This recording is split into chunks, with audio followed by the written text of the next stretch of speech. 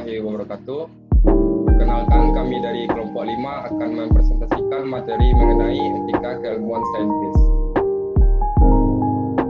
Sebelumnya, saya ingin memperkenalkan anggota kelompok terlebih dahulu. Perkenalkan, saya Rifatio Saldi selaku moderator, dan rekan-rekan saya yang pertama, Afifah Kalisa dan Amelia Sarman.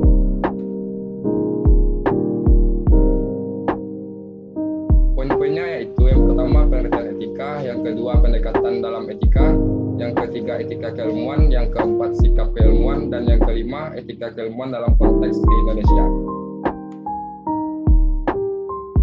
Baiklah, langsung saja kita masuk ke poin yang pertama yang akan disampaikan oleh Afifah Kalisa. Kepada Afifah, dipersilakan. Baik, yang pertama adalah pengertian etika.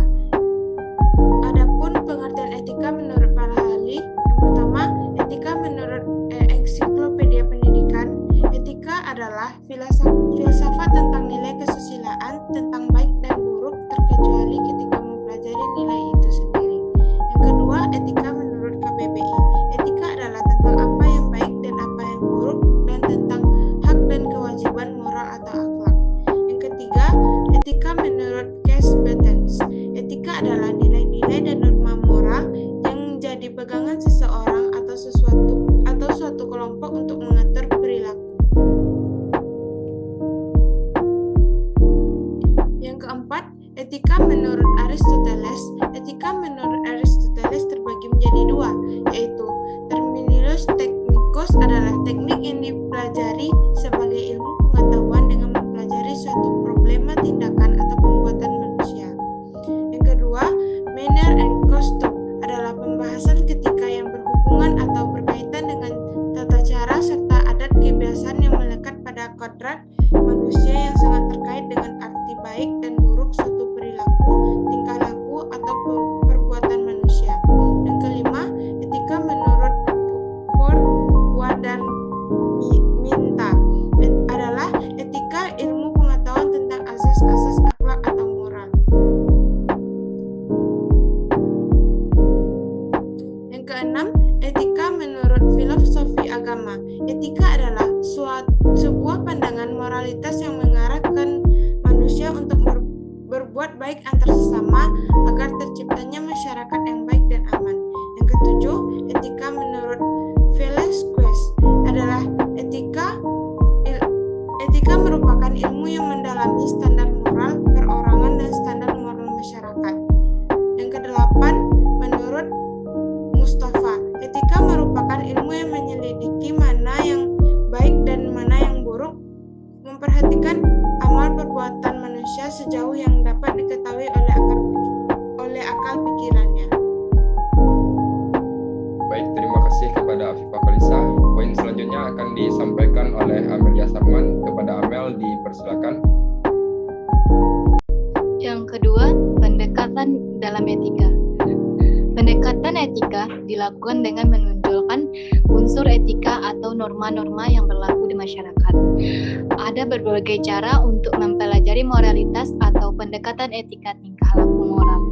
Oleh karena itu, para filsuf membaginya dalam 3 bidang, yaitu metaetika, etika normatif, dan etika terapan.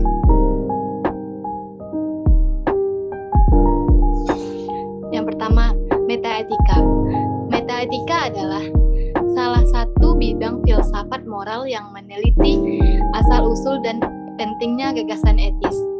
Karena alasan ini, metaetika akan menjelaskan dan menguraikan semua peranggapan dan komitmen epistemologis, metafisik, psikologis, dan semiotik dari pemikiran moral, ekspresi linguistik, dan praktiknya.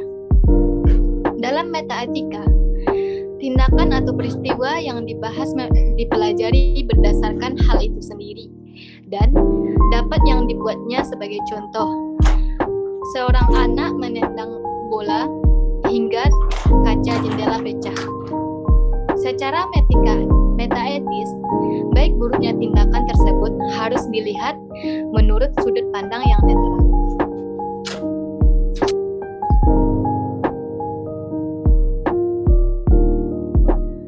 Yang kedua, etika normatif. Etika normatif mengkaji dan menelaah teori-teori moral tentang kebenaran dan kesalahan. Etika normatif merupakan norma-norma yang dapat menuntun agar manusia bertindak baik dan menghindari hal-hal yang buruk. Sesuai dengan kaidah dan norma yang disepakati dan berlaku di masyarakat, etika normatif tidak lagi menjelaskan tentang gejala-gejala, melainkan apa sebenarnya tindakan yang harus kita lakukan. Dalam artian memberi penilaian dan himbauan kepada manusia untuk bertindak sebagaimana seharusnya berdasarkan norma-norma dan menghimbau manusia untuk bertindak dengan yang baik dan menghindari tindakan yang jelek. Yang ketiga, etika terapan.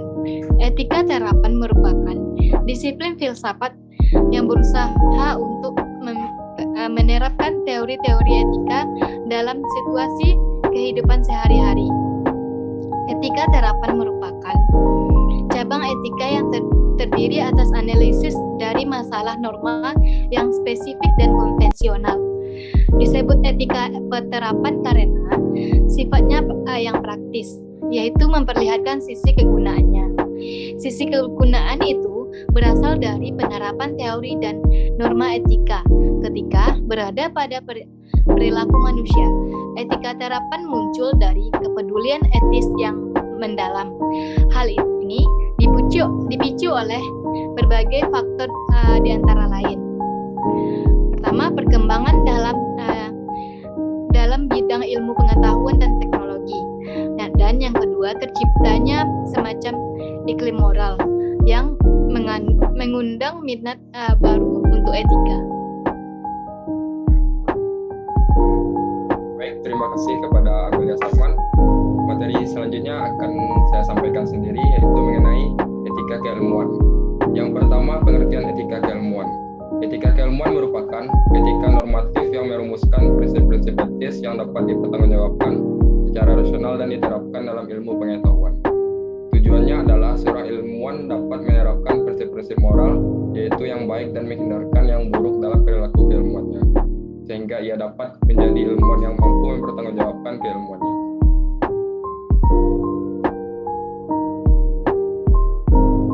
Yang kedua, tanggung jawab ilmuwan. Sebagai seorang ilmuwan tentu memiliki tanggung jawab pada masyarakat.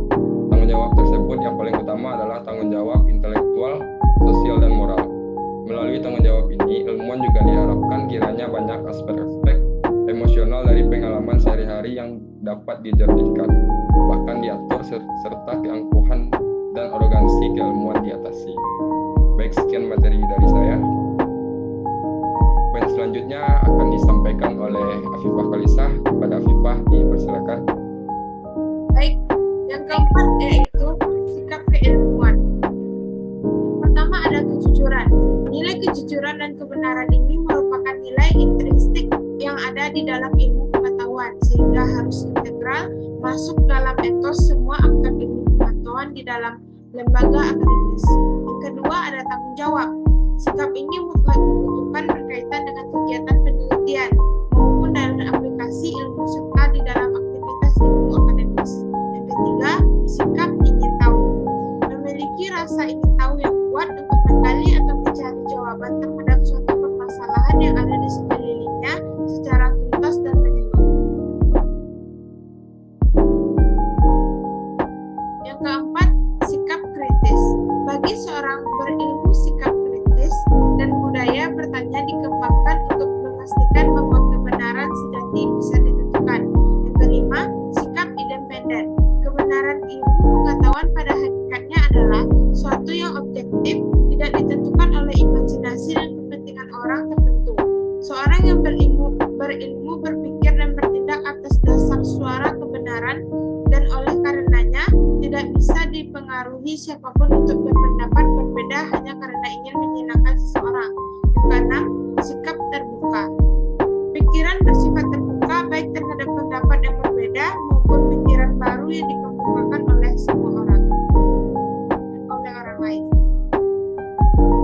Baik, terima kasih kepada Afifah. Selanjutnya akan disampaikan oleh Amelia Sarman. Kepada Amel, dipersilakan. Etika keilmuan dalam konteks keindonesiaan.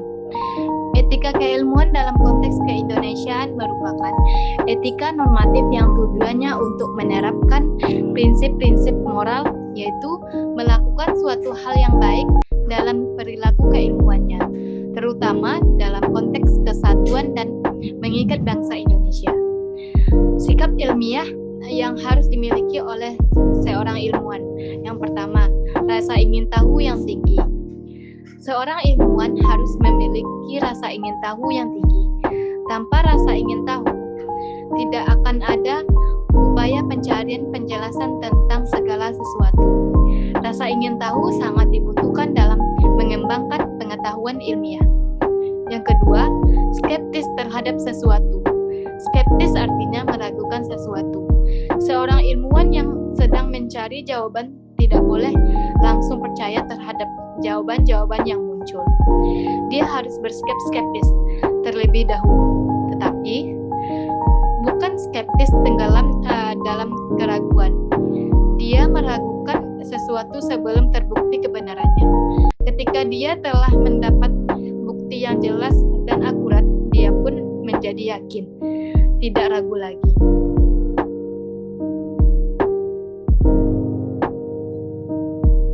Yang ketiga, jujur mengungkapkan fakta. Jujur artinya sesuai dengan keadaan sebenarnya. Seorang ilmuwan juga harus memiliki sikap jujur terhadap fakta, mengukur, menulis, dan menganalisa fakta secara apa adanya. Pada saat bereksperimen, seorang ilmuwan tidak boleh merekayasa data, jujur dalam membaca alat ukur, dan jujur dalam mencatat data sesuai dengan langkah-langkah ilmiah. Yang keempat, objektif melakukan penilaian. Selanjutnya, sikap jujur akan menghasilkan sikap objektif. Objektif artinya sesuai dengan objeknya tanpa dikurangi maupun dilebihkan.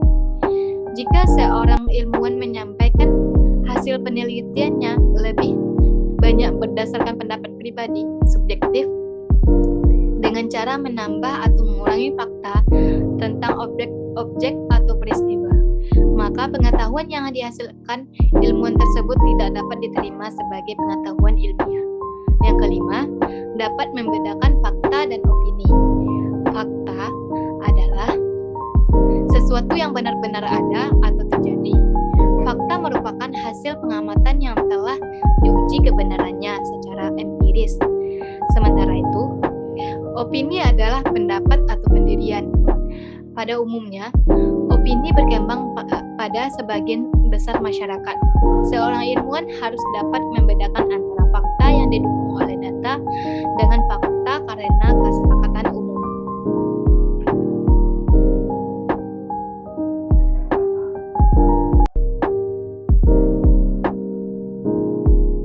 Yang keenam, berpikir secara kritis dan teliti. Sikap kritis adalah sikap peka terhadap sesuatu di mana tidak langsung menerima begitu saja informasi dan pernyataan. Kalau belum memeriksa kebenarannya, seseorang yang bersikap kritis tidak langsung percaya terhadap sesuatu, tetapi memeriksa sesuatu tersebut sebelum menerima atau meyakininya. Jika suatu informasi atau pernyataan bersumber dari sumber yang dapat dipercaya atau didukung oleh bukti yang kuat, barulah informasi atau pernyataan itu diterima dan diyakini. Teliti artinya ketiadaan kesalahan sekecil apapun. Semakin teliti seorang ilmuwan, semakin detail dan tepat hasil yang diperolehnya. Semakin tepat dan detail hasilnya, berarti semakin objektif hasil tersebut. Kebenarannya pun semakin meyakinkan hingga benar-benar dapat dipercaya sebagai pengetahuan ilmiah. Yang ketujuh, terbuka dan rendah hati. Seteliti apapun seorang ilmuwan dalam mengungkapkan atau menemukan sesuatu, dia tetap saja memiliki kekurangan. Oleh karena itu, ilmuwan juga harus bersikap terbuka dan rendah hati. Sikap terbuka dan rendah hati ini mendorong seorang ilmuwan untuk mengakui jika hasil yang ditemukannya belum sempurna, sehingga tetap mengandung kelemahan, kekurangan, dan ketidaklengkapan. Sikap terbuka dan rendah hati inilah yang akan mendorong dia melakukan memeriksa berulang-ulang untuk mencari jawaban yang lebih akurat dan lebih lengkap. Keterbukaan ini juga yang dapat mendorong orang lain membantu melengkapi atau meluruskan jika ada hasil yang kurang tepat. Keterbukaan ini membuka ruang koreksi terhadap teman-teman yang dihasilkan oleh ilmuwan, sehingga dapat meluruskan kekeliruan yang muncul serta meningkatkan derajat kebenaran tentang ilmu tersebut. Yang kedelapan, disiplin dan tekun. Seorang ilmuwan juga harus memiliki sikap disiplin dan tekun. Disiplin artinya sikap taat dan patuh terhadap segala sesuatu yang menjadi tanggung jawabnya. Ilmuwan yang memiliki sikap disiplin akan menghasilkan pengetahuan yang benar karena sesuai dengan metode ilmiah. Baiklah, sekian presentasi dari kelompok kami. Saya sebagai moderator, apabila ada kesalahan dan kekurangan, saya mohon maaf. Saya akhiri dengan Assalamualaikum warahmatullahi wabarakatuh.